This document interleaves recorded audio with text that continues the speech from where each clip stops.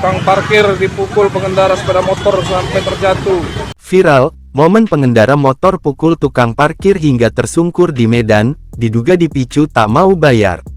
Tengah beredar sebuah video yang memperlihatkan seorang pengendara motor tengah dikelilingi oleh banyak orang. Dinarasikan bahwa pria berjaket hitam itu telah memukul seorang tukang parkir lantaran tak mau membayar biaya parkir. Warga sekitar yang tak terima dengan aksi pemuda itu pun lantas mengelilingi pria itu, bahkan ada yang mengajaknya berkelahi.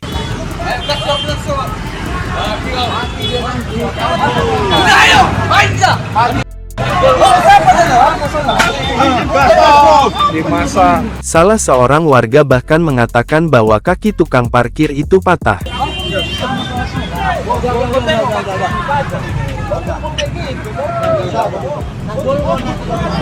Pemuda itu sempat mengatakan bahwa ia melakukan hal tersebut lantaran diancam oleh sang tukang parkir. Tukang parkir dipukul pengendara sepeda motor sampai terjatuh. Kini, video itu pun viral dan telah diunggah dalam banyak akun di media sosial, salah satunya dalam akun Instagram @sipardalaninfo. Peristiwa yang terjadi di Medan itu pun menarik perhatian warganet dan ramai diperbincangkan.